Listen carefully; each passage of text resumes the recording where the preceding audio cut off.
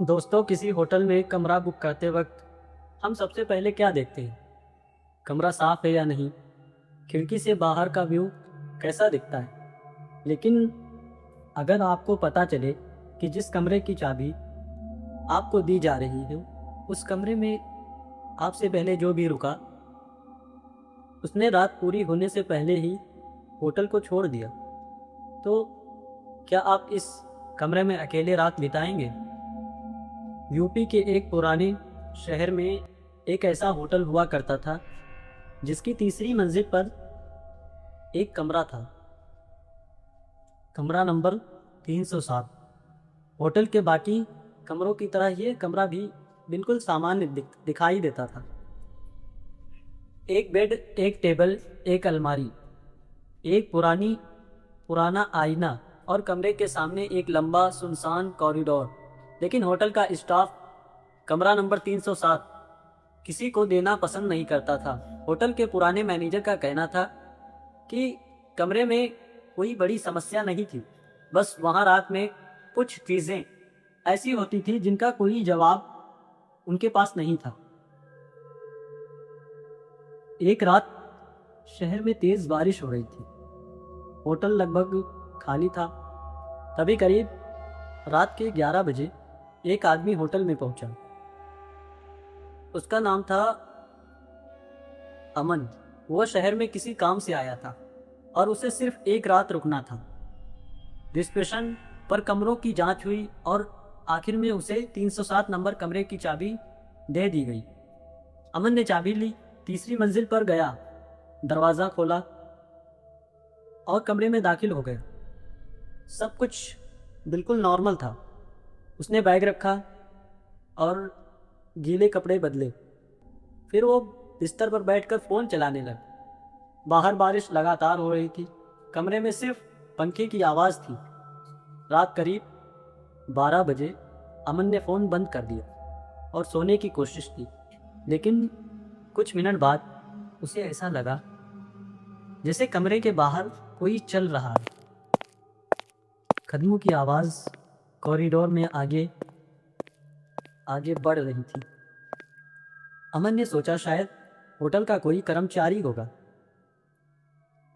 आवाज़ लगाई, उसके दरवाजे के सामने आकर रुक गई। कुछ सेकंड तक बिल्कुल खामोशी रही। फिर दरवाजे पर 3 बार दस्तक हुई। अमन बिस्तर से उठा, दरवाजे के पास गया और पूछा, कौन? बाहर से कोई जवाब नहीं मिला। उसने दरवाजे के नीचे से कॉरिडोर की तरफ देखा। बाहर रोशनी जल रही थी, लेकिन वहां किसी के पैर दिखाई नहीं दे रहे। अमन वापस बिस्तर पर आ गया। उसने खुद को समझाया कि शायद ये हवा की आवाज़ होगी। लेकिन कुछ देर बाद फिर वही दस्तक हुई। इस बार आवाज़ कमरे के दरवाजे से नहीं, बल्कि कमरे के अंदर से आई। अमन वहीं रुक गया। उसने धीरे धीरे पीछे मुड़कर कमरे को देखा। आवाज़ अलमारी के पास से आ रही थी। वो धीरे धीरे अलमारी के करीब गया, दरवाज़ा खोला। अंदर सिर्फ कुछ हैंगर और एक पुराना कंबल था, कुछ भी नहीं।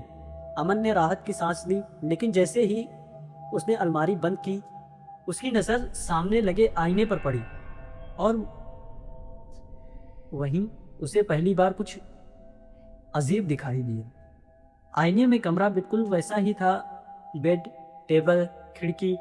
लेकिन आईने में बेड के पीछे एक दरवाज़ा दिखाई दे रहा था। अमन ने तुरंत पीछे मुड़कर देखा। वहाँ कोई दरवाज़ा नहीं था, सिर्फ दीवार थी। उसने दोबारा आईने में देखा। दरवाज़ा अभी भी दिखाई दे रहा था और इस बार उस दरवाजे का हैंडल धीरे धीरे घूम रहा था। अमन कुछ सेकंड तक बिल्कुल नॉर्मल सा खड़ा रहा। फिर उसने कमरे की लाइट जलाई। आईने में सब कुछ नॉर्मल हो गया। वो पूरी रात सो नहीं पाया। सुबह होते ही उसने अपना सामान उठाया, नीचे रिसेप्शन पर पहुंचा और बिना कुछ बताए होटल छोड़ने लगा। लेकिन बाहर निकलने से पहले उसने मैनेजर से सिर्फ एक सवाल पूछा,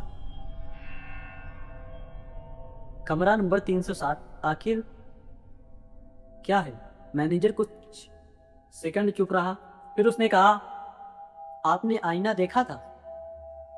अमन ने कुछ नहीं कहा। मैनेजर समझ गया। उसने बताया कि करीब 15 साल पहले इसी कमरे के होटल में एक पुराने कर्मचारी की मौत हुई।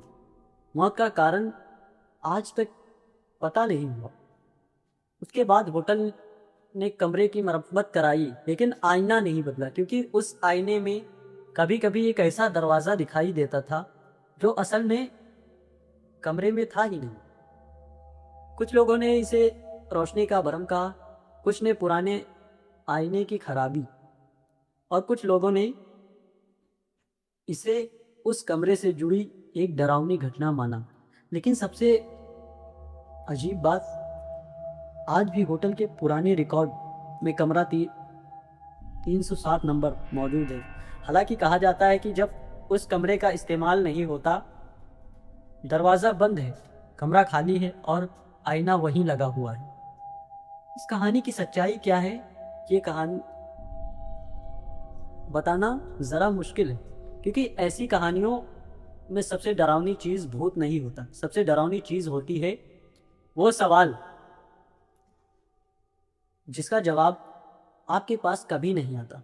और शायद कमरा नंबर 307 का सबसे बड़ा रहस्य भी यही, कि अगर किसी रात आप आईने में कोई ऐसा दरवाज़ा देख लें जो आपके कमरे में मौजूद ही नहीं, तो क्या आप उसे खोलने की कोशिश करेंगे?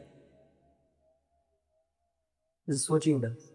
और ऐसी ही रहस्यमय और हॉरर स्टोरी अगर आपको पसंद है तो हमारे चैनल को सब्सक्राइब कीजिएगा और कमेंट में एक बार अपना व्यू ज़रूर शेयर कीजिए। स्टोरी कैसी लगी? अच्छी लगी हो तो लाइक कीजिएगा, सब्सक्राइब करें।